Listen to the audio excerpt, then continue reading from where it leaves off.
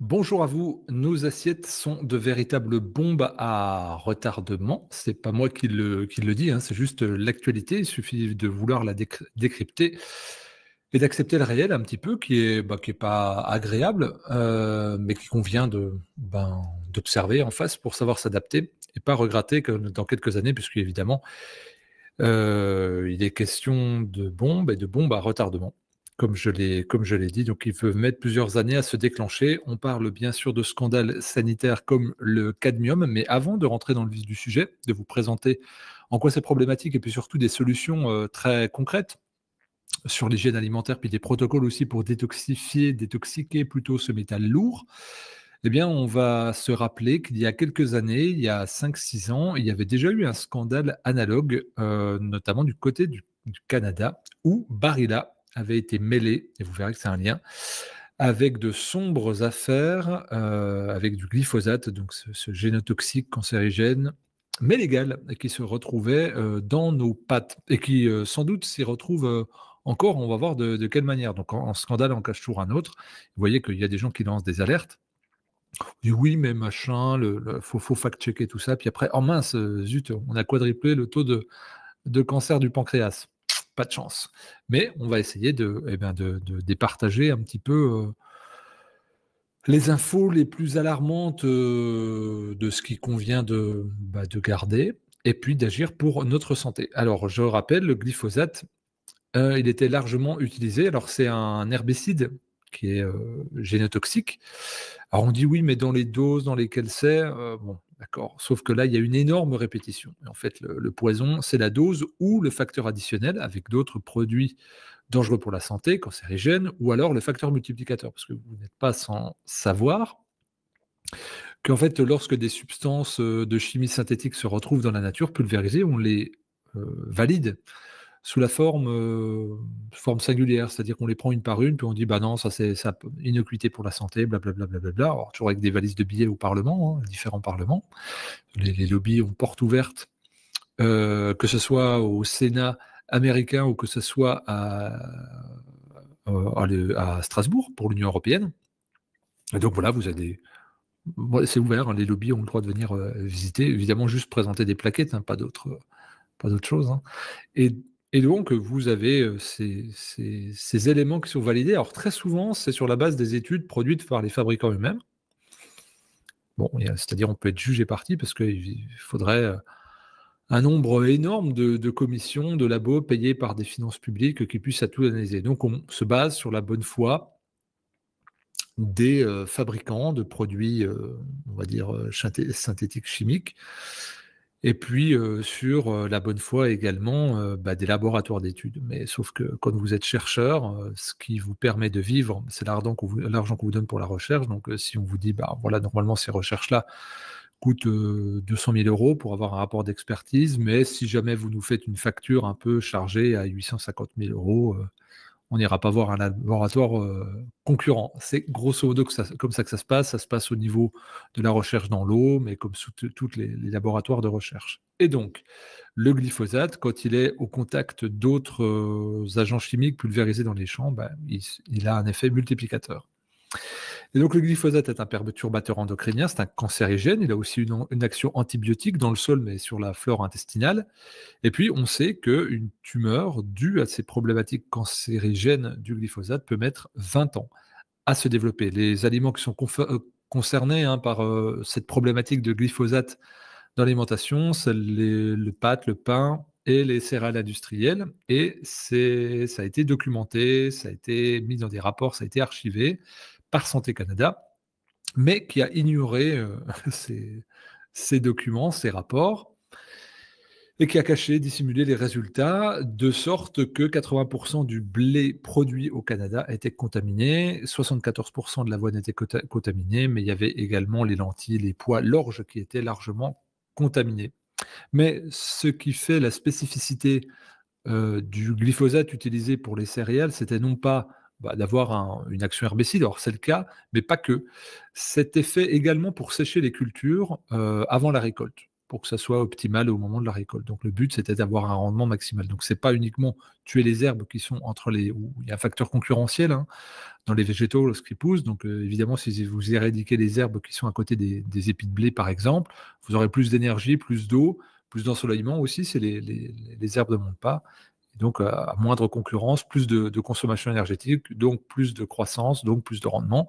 Et donc là, le glyphosate, utilisé en tant qu'herbicide, avait non seulement cette action ça aurait dû être la selle, hein, de réduire les herbes concurrentielles, mais également de sécher la récolte juste avant qu'elle soit mécanisée dans le champ.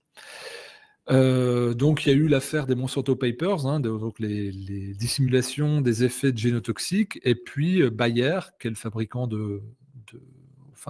également de ces produits-là, a fait un double coup. Et c'est comme ça qu'on comprend en fait la logique néolibérale. C'est à la fois il y avait la fabrication de pesticides, et à la fois le fait d'investir dans l'oncologie et dans les traitements de chimiothérapie, c'est-à-dire qu'on crée le problème, mais on fait un biais au passage, et on voit la solution en faisant un double biais au passage, à la fois en faisant payer sa recherche au niveau institutionnel par des fonds publics, puis à la fois en les revendant ces mêmes institutionnels ou à des cliniques privées.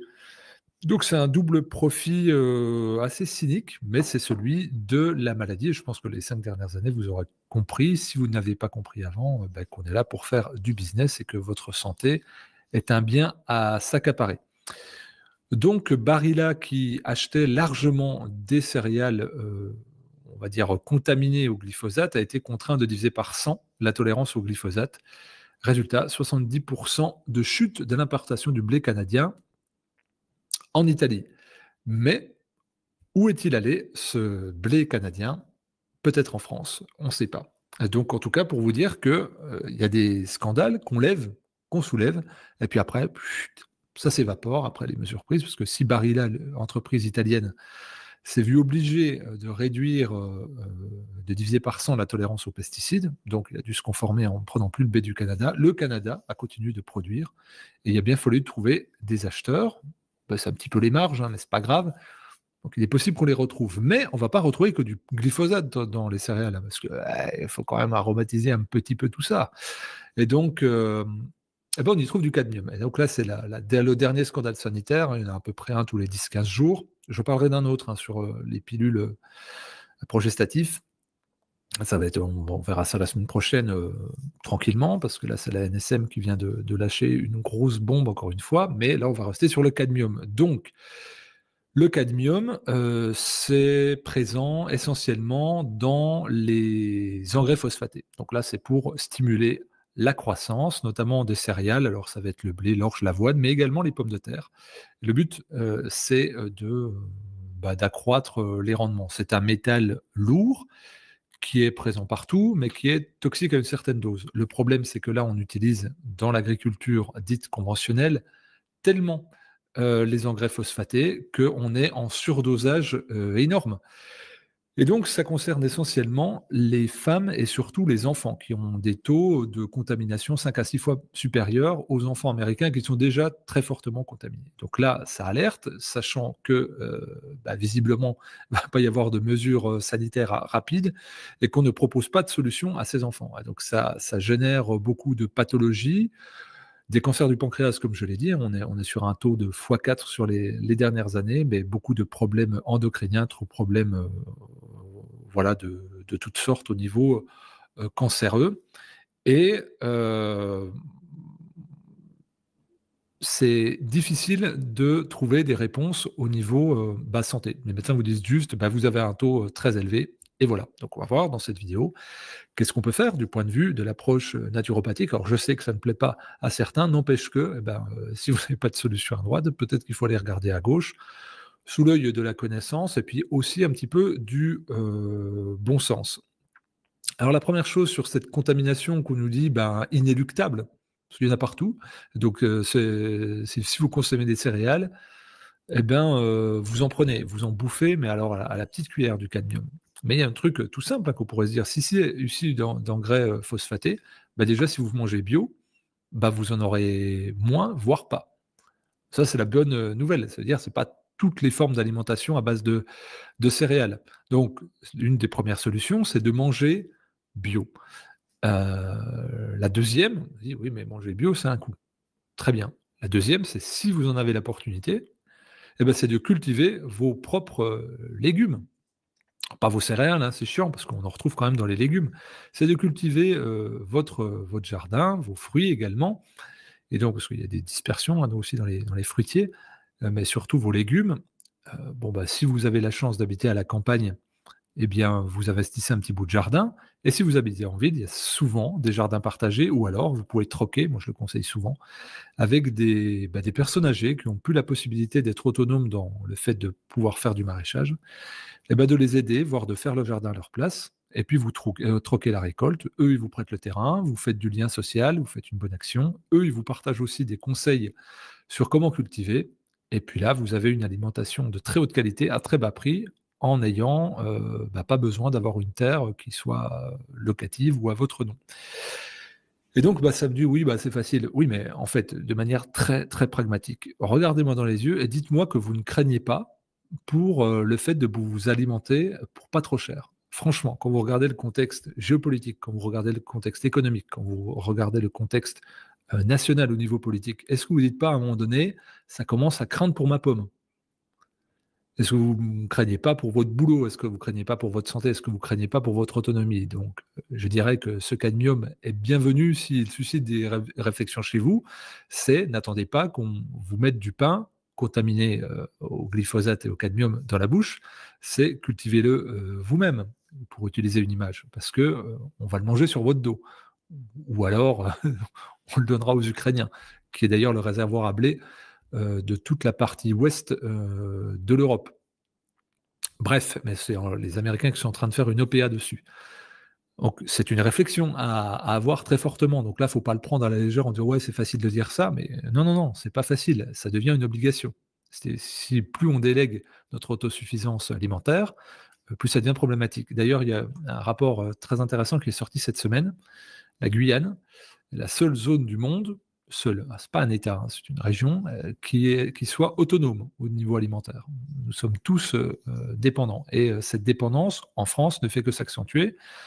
La politique, agricole, par exemple, avant, on va dire le RAPT de l'Union européenne, par exemple voulu par, Jacques Chirac, pas le RAPT de l'Union européenne, mais l'indépendance alimentaire, faisait que Jacques Chirac voulait, avant 95, qu'il y ait une autonomie alimentaire de la France. Ce qui est pas bête, hein, dans une logique de négociation, de résister à des pressions au niveau géopolitique. C'est assez intéressant. Et puis, ça paraît du bon sens. Donc, cela est envolé, hein, parce qu'on a on interdit aux agriculteurs français de cultiver, mais pour des raisons écologiques, on va avoir les accords du Mercosur, où on va faire venir de la viande et des céréales, du soja, hein, pour de l'Argentine et du Brésil pour la France. Et là, il y a un pacte qui a été signé la semaine dernière par Emmanuel Macron avec l'Inde pour apporter de la nourriture indienne, donc à bas prix. Donc, quand c'est l'écologie, vous n'avez pas le droit de rouler dans votre centre-ville avec votre voiture. Par contre, vous avez des super conteneurs là de 250 tonnes qui arrivent bourrés de céréales, pesticidés de tous les côtés. Moi, j'ai vu en Inde comment c'était, ils rigolent, hein. D'ailleurs, là-bas, les paysans, hein, qui se font avoir par le glyphosate et les semences non reproductibles, pardon, moi j'y étais en 2010, se boivent des bidons de glyphosate pour se supprimer. Parce qu'ils se sont fait avoir, hein, et tout le monde se fait avoir, hein, si vous croyez, on va dire, à des firmes qui sont là pour faire de l'argent et sur votre vie et sur votre mort, vous vous ferez avoir. Donc mon message, ma première chose, droit dans les yeux, arrêtez de croire qu'on est là pour le bien commun au niveau des firmes, autonomisez-vous, montez en compétences et cultivez votre bouffe comme toute l'humanité l'a faite jusqu'à il y a 3 générations. Donc c'est fini l'abondance, on nous l'a dit, c'est fini le confort, revenons les mains dans la terre et c'est joyeux. Donc ça, c'est la première chose. La deuxième chose, c'est surveiller vos taux de fer parce que des carences en fer favorisent la fixation du cadmium. Donc c'est pour ça qu'on disait que les femmes étaient plus, touchées.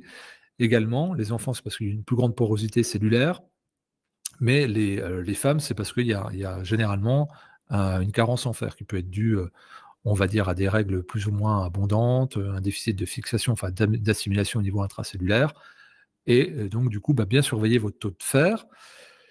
Mais moi, ce que je dirais, vous connaissez peut-être pas mon point de vue sur les céréales. Pour moi, c'est un aliment de subsistance, de famine, qui a des antinutriments et qui, ne fait pas partie de l'alimentation humaine en tant que telle. Voilà, c'est pour les rongeurs et on va dire les oiseaux qui ont d'autres systèmes digestifs que les nôtres. Et donc nous, il y a beaucoup ces graines-là, céréalières contiennent beaucoup d'acide phytique. On les a, génétiquement modifiées, on a multiplié, voire triplé les paires chromosomiques au niveau du blé, on a multiplié par 4 la teneur en gluten, tout ça pour une facilité de culture, de pétrissage et on va dire de cohérence ou plutôt d'incohérence des sols. Et puis ce sont des éléments très caloriques, mais assez peu nutritifs, qui remplissent et puis, il faut le dire, hein, au niveau des génotypes, une partie quand même très importante de la population humaine, sur les 8 milliards, il y en a une grosse, grosse, grosse partie qui n'est pas spécialement adaptée au niveau d'amylase salivaire pour digérer, dégrader correctement au niveau enzymatique les amidons de ces céréales. Donc, moi, si je dois parler d'amidon, je parle plus volontiers, eh ben, je vais citer les pommes de terre, les patates douces, le panais, voilà, ou d'autres choses dans notre la madère, l'igname, le manioc, voilà, toutes ces choses-là, suivant les régions du monde où on habite, qui sont, aussi nutritives, mais qui ont, moins d'effets secondaires sur la santé. Et puis je ne vous conseille pas les céréales. Et puis on va rentrer dans le vif du sujet sur comment détoxifier, hein, ce cadmium. Donc je dis c'est un métal lourd. Donc il existe des substances naturelles qui ont des propriétés chélatrices. Chélatrices, ça veut dire qu'elles fixent, ces métaux lourds, hein, il y en a différents, ça peut être le plomb, ça peut être l'arsenic, ça peut être différentes substances qui sont, encapsulées, entre guillemets, amenées dans le tractus digestif et éliminées par les selles. Alors, il y en a un qui est très connu, qui est le charbon végétal activé, qu'on utilise d'ailleurs en médecine allopathique, hein, surtout aux urgences lorsqu'il y a des empoisonnements ou des contaminations. Il y a, bien entendu, on va dire des lavements, gastriques qui sont faits avec des vomissements et puis il y a aussi la prise de charbon végétal, activé, donc microporeux, pour capter le poison. Ça marche assez bien à ce point que il y a j'ai oublié son nom, mais là, il y a un médecin qui avait fait devant un congrès de médecins par terre de médecins il y a quelques dizaines d'années, une démonstration. Il avait pris de l'arsenic, il a mis une goutte dans la gueule d'un rat, le rat était mort. Lui, il avait déversé la fiole dans un verre, il avait bu la fiole et tout le monde s'est dit oh, il va mourir, pourquoi il fait ça, il est fou, et rien ne s'était passé. Il avait démontré que juste avant, il avait bu du charbon végétal activé et que ça avait capté la substance toxique et puis que ça avait été rejeté dans ses selles sans passer dans le milieu intérieur, c'est-à-dire dans le milieu sanguin à travers la paroi très fine de la muqueuse intestinale. Et donc vous avez le charbon végétal activé, il ne va pas aller chercher en votre historique, mais le temps que vous transitiez, si vous avez des réserves ou j'en sais rien, ça fait barrage. Mais ça fera barrage aussi à certains nutriments, donc ce n'est pas une solution sur le long terme. Par contre, vous avez la chlorelle. C'est une. Certains classent la chlorelle en tant que micro-algue, d'autres comme organisme un peu plus vivant, enfin bref, peu importe. Là, c'est des débats, on va dire, de biologistes. Et la chlorelle, on a remarqué son action dans des stations d'épuration où justement il y avait beaucoup de métaux lourds, donc on stockait. Et puis en analysant on va dire ces bacs de rétention, on voyait qu'il n'y avait quasiment plus de contamination métaux lourds. On s'est dit comment ça se fait, puis on avait vu la prolifération de ce qu'on va appeler une microalgue.